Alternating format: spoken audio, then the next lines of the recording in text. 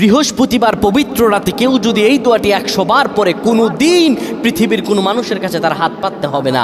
পৃথিবীর সব কিছু তার পায়ের নিচে আল্লাহ হাজির করে দিবেন। দারিদ্রতা থেকে মুক্তি দান করবেন, বিপদ আপদ থেকে মুক্তি দান করবেন, তার সম্মানকে সুউচ্চতা দান করবেন, অসুস্থতা থেকে দূরে রাখবেন। আল্লাহর অশেষ দয়া ও রহম তাকে দান করে দিবেন। সুবহানাল্লাহ। বৃহস্পতিবার রাত এটি গুরুত্বপূর্ণ রাত। এই রাত সপ্তাহে একদিন আসে। আরবিতে রাত আগে আসে, দিন পরে আসে। সুতরাং বৃহস্পতিবারের যে দিন গিয়ে রাত, এটি বৃহস্পতিবার রাত নয়, এটি শুক্রবারের রাত, এটি জুমাবারের রাত, এটি দোয়া কবুলের রাত, আল্লাহর কাছাকাছি হওয়ার রাত। সুবহানাল্লাহ। এই বৃহস্পতিবার রাত আল্লাহ তাআলা বান্দার দোয়া কবুল করেন। কেউ যদি বৃহস্পতিবার রাতে ঈশা নামাজের পরে পবিত্র হয়ে ইয়া হাইয়ু ইয়া হাইয়ু ইয়া হাইয়ু ইয়া রফিয়ু ইয়া রফিয়ু ইয়া রফিয়ু এই দোয়াগুলো পড়তে পারে 100 বার, আল্লাহ রাব্বুল আলামিন তার